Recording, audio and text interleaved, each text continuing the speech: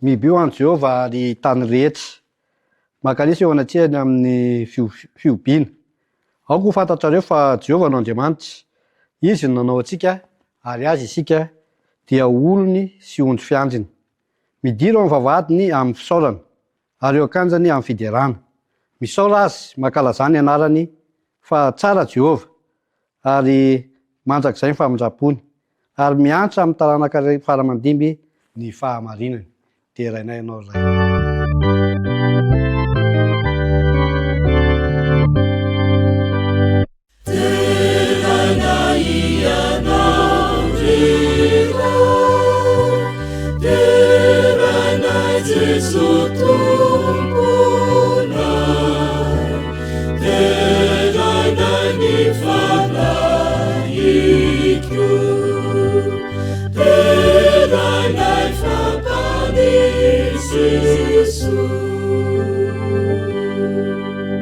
Ivavaka isika. Rainay izay any an-danitro, rainay be fitiavana, be famindram-po, rainay amin'ny alalan'i Jesosy Kristy. Misaotra anao izay nanomezanao anay an'ity sabata masina ity, sabata natokana hitondranam-bavaka ny firenena misy anay. Rainay eo, sitrano ny firenenay, ary aoka ahita fity aminao ity firenena ity. Koa ankehitriny mitenena Jehova o, fa vonina ny aino manomponao. Amen.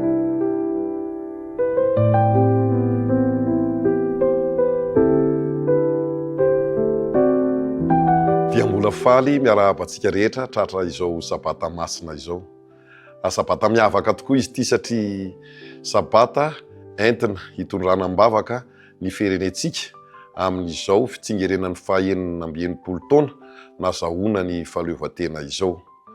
Fanaovaozana ho an'ny fandrosoan'i Madagasikara. Zany no nentin'ireo mpitondra antsika entina ankalazana, teny filamatra ankalazana izany fitsingerenan'ny fahaleovantenantsika izany. Ka mandritra ity sabata ity dia mirary sabata masina ho antsika ny fahafinaretana hoenika amintsika ka mba ny fanahy masina ny ho amintsika tsirairay avy mandritra izany fankalazana izany. Amen.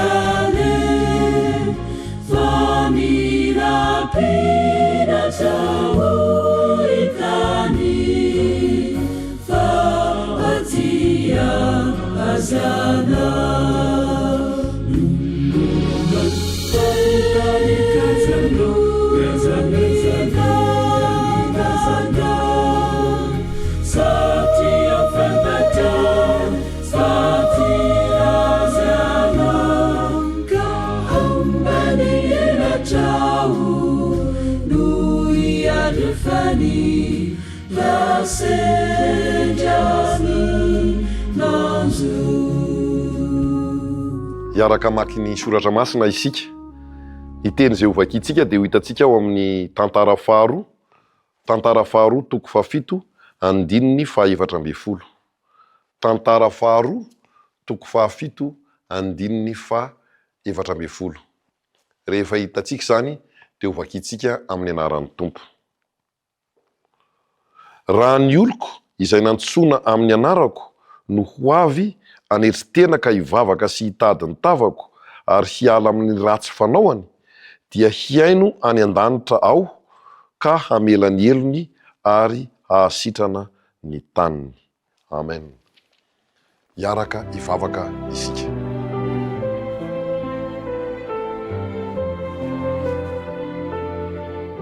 Andriamanitro, mbola tsy mitsahatra ny misaotra anao zahay noho ny fitahinao, noho ny famindraponao, noho ny fahasoavana lehibe izay nomenao anay ka hitratra izao vanim-potoana izao indray zahay. Masina ianao Andriamanitro, marina ianao ilay tompony tompo, mpanjaka amin'ny mpanjaka, ianao no Andriamanitry ny Andriamanitra. Deraina ny anaranao ankalazaina ary atolotra ho anao ny voninahitra ambony indrindra. Tsy mendrika ny anonona izany anaranao masina izany zay Andriamanitro, satria mpanota, mangataka aminao ny famindrapo sy ny famelanao ny elokay, mangataka anao koa no anadio anay amin'ny alalan'ny fanahinao masina ka mba hirotsaka aminay zany anadio anay, ampianatra anay, anazava aminay ny teninao ka mba hahafahanay manao ny sitraponao. Mangataka aminao ary zay Andriamanitro ny irotsahan'ny fanahinao masina aminay tsirairay avy ka hitantana amin'ny fiainanay mba hahamasina anay, mba hahazahoanay manao ny sitraponao ary indrindra Andriamanitro hitantana ny fiainanay manontolo. Amin'izao fotoana izao Andriamanitro dia mangataka aminao manokana izay ho an'ny firenenay.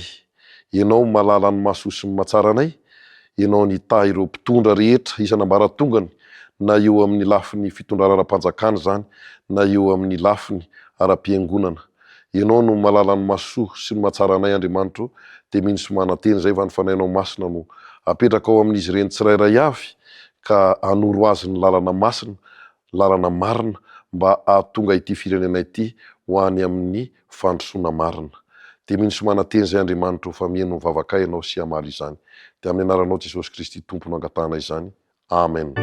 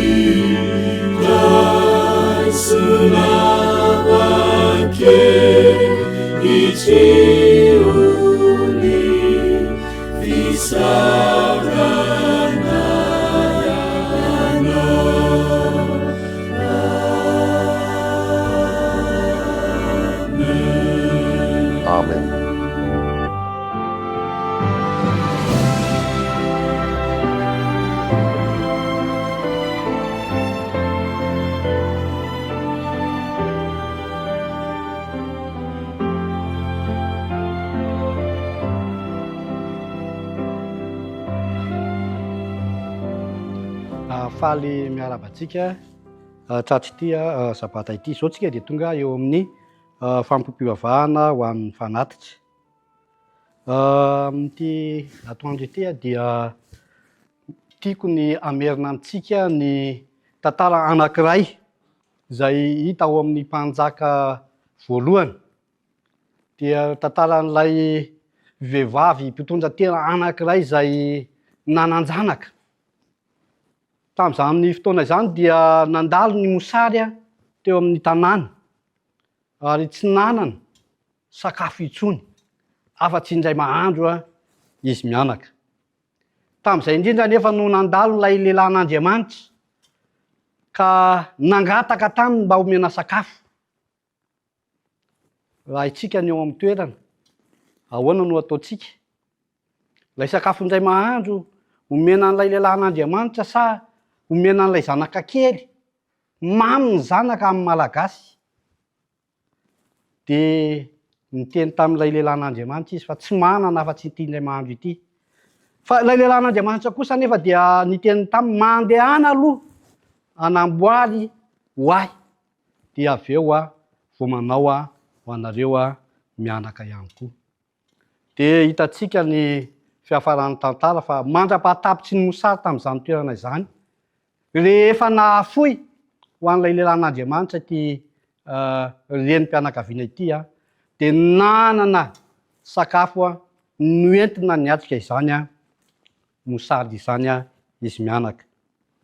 Ankehitriny ihany koa dia miantso antsika Andriamanitra ny anolorantsika izay rehetra ananantsika. Mety hiteny angamba isika hoe aiza moa no ahafahanay manolotra izany?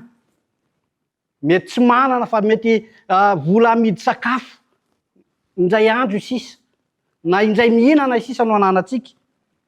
Kanefa ny tompo dia miteny amintsika manao hoe atolory aloha izany. Fa rehefa atolotsika ho anazy izany dia tanteraka amintsika ilay teny eo amin'ny ohabolana manao hoe misy mahafoy fa mbola mitombo harena ihany, fa misy kosa ny fatra-pahihatra kanefa dia tonga malahelo. Koa amin'ity androany ity ary dia manentana antsika ny tenako, andao atolotsika ho an'Andriamanitra ny tenantsika aloha voalohany indrindra, rehefa izany dia izay rehetra ananantsika. Fa manana vahaolana omenantsika Andriamanitra dia ilay fiainana mandrakizay izay mety hatahorantsika ny ho faty amin'izao vanim-potoana izao, satria mety tsy manan-kohanina isika, fa na maty ary isika dia mahasoa antsika ny maty amin'izao fotoana izao fa anana fiainana mandrakizay, satria nomentsika an'Andriamanitra izay ananantsika. Ko andeha atolotsika ary izay fanatitra izay efa nomanitsika mba ho fiderana sy ho famezam-boninahitra an'Andriamanitra. Amen. Hivavaka isika. Rahay be fitiavana tsara indrindra any an-danitra ô. Ankehitriny dia miantso anay ianao ny anoloranay izay rehetra anananay. Koa indro atolotsay ho anao ny tenanay izay mpanota tsy mientsika akory kanefa dia novidinao tamin'ny ranao. Ekeo fanaty sitrapo eo amin'ny seza fiandrananao Tompo, izany fanolora tenanay tsirairay avy izany. Atolotsay ho anao ny fonay ary manaraka izany dia atolotsay ho anao ihany koa izay anananay rehetra ka engany ka mba ahavita be eo amin'ny asanao zany fanatitra hoentina izany, mba hoentina mamonjy fanahy maro eto amin'ity tontolo misy anay ity. Mety kely izy ity Tompo raha ny fijery maha olona, kanefa eo aminao dia tena lehibe izany satria atolotsay amin'ny fonay manontolo. Koa aoka mba ho akasitrahana izany Tompo, fa tononona amin'ny anaran'i Jesosy mivavaka. Amen.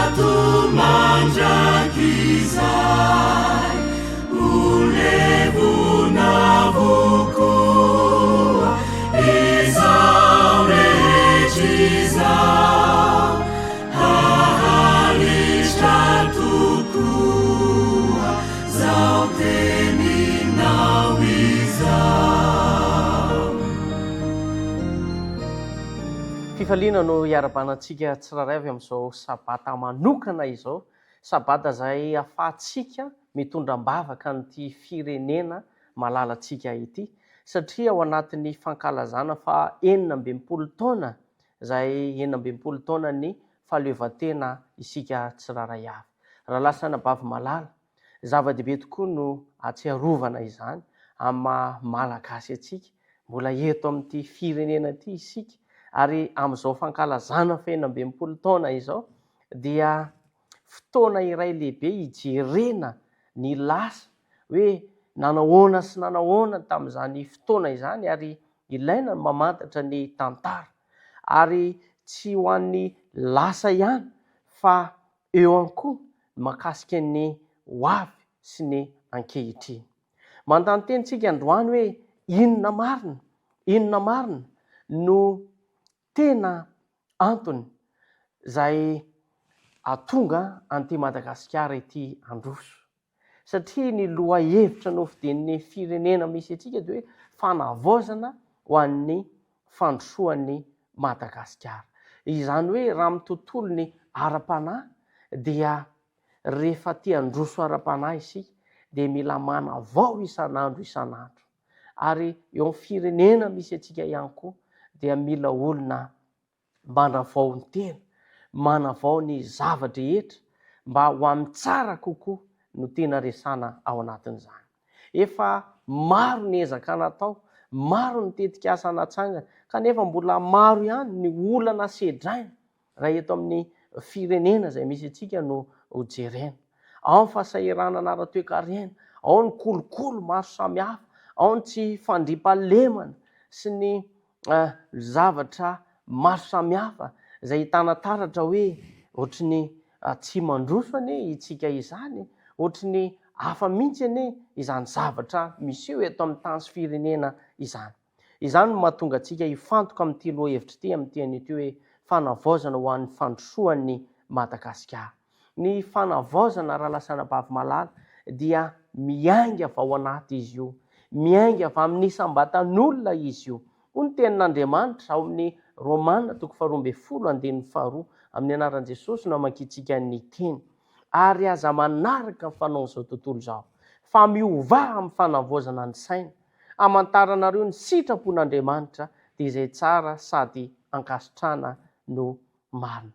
Raha lasana bavy malala, ny fandrosoana marina dia tsy miainga amin'ny rafitra ivelany ihany, fa miainga vao am-po izy io raha izany toko sy andiny izany no hojerena. Mila miova isika amin'ny fanavaozana ny saina. Mila miavao isan'andro ny saintsika, makany amin'ny tsara mandrakariva, satria rehefa miova isika, miova hanao ny sitrapon'Andriamanitra, miova hanao izay baikon'Andriamanitra, dia fantatsika ny sitrapon'Andriamanitra, fantatsika ny zavatra izay tokony ataontsika, ary rehefa fantatsika ny zavatra tokony ataontsika dia manaraka ny bitsiky ny fanahytsika ao anatin'izay zavatra izay, satria manao ny sitrapon'Andriamanitra isika ary ankasitran'Andriamanitra isika ao anatin'izay zavatra izay. Raha tsy miova mantsy ny olona anankiray dia tsy miova ny fitondrana. Raha tsy miova ny olona anankiray dia tsy misy fiarahamonina miova izany. Izany hoe ny fandrosoana izany dia miainga amin'ny fiovan'ny isam-batan'olona izy io.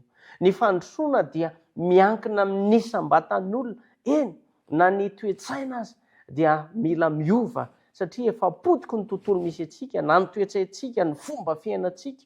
Fa raha miova mantsy ny olona anankiray dia afaka manova fianakaviana iray, ary raha miova ny fianakaviana iray dia afaka manova ny firenena iray. Ka noho izany, ny fandrosoana dia miankina amin'ny isam-batan'olona izy io, miankina amin'ny tsiraray izy io raha lasana bavy malala. Ny fanavaozana ara-panahy ihany koa no fototra lehibe indrindra. Ny fanavaozana ara-panahy no fototra lehibe indrindra amin'ny maha kristianina antsika, amin'ny maha zanak'Andriamanitra no foron'Andriamanitra tamin'ny fomba manokana antsika tsiraray avy, dia mila manavao ny ara-panahy isanandro isika satria zany no fototra lehibe indrindra ho amin'ny fandrosoana. Raha mijery ny tantara faharoa toko 7:7 isika dia mazava ny tenin'Andriamanitra manao hoe raha ny oloko izay nantsoina amin'ny anarako ho avy anetri-tena ka hivavaka sy hitady ny tavako ary hiala amin'ny ratsy fanoana dia hiaino any an-danitra aho ka hamela ny helony ary hanasitrana ny tany. Mazava izany hafatra izany. Ny fandrosoan'ny firenena iray dia tsy afaka misaraka amin'ny fifandraisan'ny olona amin'Andriamanitra. Ny fandrosoan'ny olona anankiray na amin'ny ara-panahy na amin'ny lafin'inona dia tsy afa-misaraka amin'ny fifandraisana amin'Andriamanitra. Koa ampirisihana isika tsiraray avy, na mpitondra fanjakana ianao, na olom-pirenena tsotra ianao, ninona toerana misy anao, dia izao, mila miova isika, mila mifandray amin'Andriamanitra isika, mila tsara fifandraisana amin'Andriamanitra isika satria izany no hitarika ho amin'ny fandrosoana marina. Tsy ampy ny politika, tsy ampy ny paikady maro samihafa, tsy ampy ny lalàna, tsy ampy ny vola raha lasana bavy malala, fa ny zavatra tena ilaina eto amin'ity firenena misy antsika ity, eny na ao an-tokantrano misy anao io, dia ny ilaina dia mila manana fiainam-pibebahana ny olona tsiraray avy, ary mila mahatsapa tena fampanota mandrakariva. Ilaina ny fibebahana, ilaina ny vavaka amin'izao vanim-potoana misy antsika izao, ary ilaina ny fiverenana tanteraka amin'Andriamanitra. Rehefa miverina amin'Andriamanitra mantsy ny vahoaka malagasy, rehefa miverina amin'Andriamanitra itsika tsiraray avy, dia misy fitahiana midina ho an'ny firenetsika ity. Ny fanavaozana ara-pitondran-tena ihany koa dia tena ilaina izy io. Ny fanavaozana ara-pitondran-tena dia tena ilaina. Raha mijery ny boky Noabolana isika, toko 4:40, ny 4:30 dia milaza hoe ny famarinana manandratra ny firenena. Ny famarinana dia manandratra ny firenena, fa ny ota kosa dia fahafambaraka amin'ny olona. Izany hoe rehefa manjaka amin'ny firenena misy antsika ny famarinana dia sandratr'Andriamanitra izany firenena izany. Azo alaina koa izany teny izany hoe rehefa sandratsika eo amin'ny tenantsika ny famarinana, ataontsika laharam-pamena eo amin'ny tenantsika ny famarinan'Andriamanitra, dia matahotra an'Andriamanitra isika, dia Andriamanitra mihitsy no manandratra antsika. Rehefa sandratsika ao amin'ny fianakaviana misy antsika ny famarinana, dia Andriamanitra mihitsy no manandratra ny fianakaviantsika, ary lasa asandratr'Andriamanitra ihany koa ny firenena izay misy antsika. Ary ny ota ho ny tapany faharoa dia fahafambaraka ho antsika izy io. Rehefa mifikitra amin'ny fahotana zany isika dia lasa fahafambaraka, ary tsy hanandratra antsika Andriamanitra, fa ny divolo no lasa mamiravia. Ry ralasaina bavy malala, ry mpiray fanantenana, ry mpiray tanindrazana, tsy misy firenena afaka mandroso amin'ny langa sy ny kolikoly. Aoka isika tsy ho tia kolikoly, aoka isika tsy ho tia langa, fa raha mbola izany no manjaka amin'ny tontolo izay misy antsika, dia sarotra ny inona hoe isy ny fandrosoana. Ny fandrosoana marina ihany koa dia mitaky famarinana.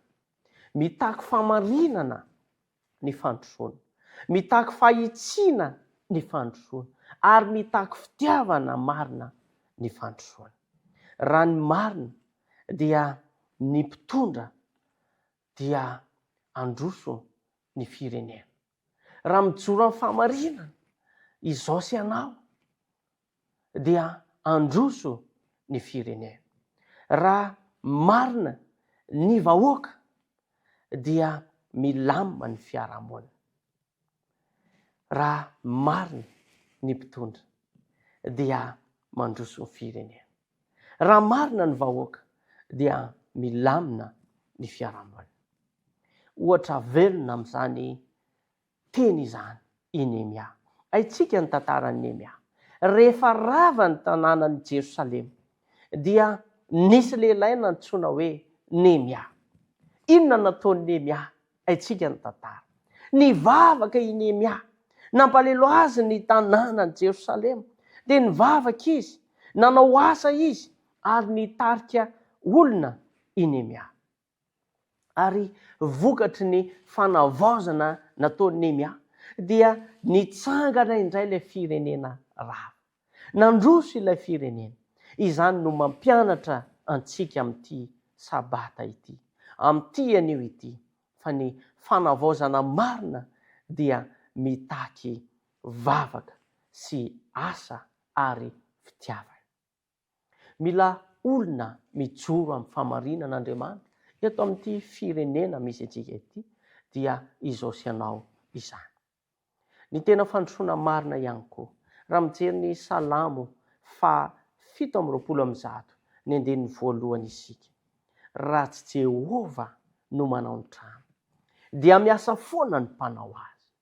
Midika izany fa afaka mandroso isika ary afaka ny ahomby rehefa miaraka amin'Andriamanitra sy miankina tanteraka aminy. Miantehitra aminy, matoky ny teny fikasany, mijoro amin'ny famarinana. Fa raha tsy miaraka amin'Andriamanitra isika dia tsy hisy fandrosoana izany eo amin'ny tontolo izay misy antsika.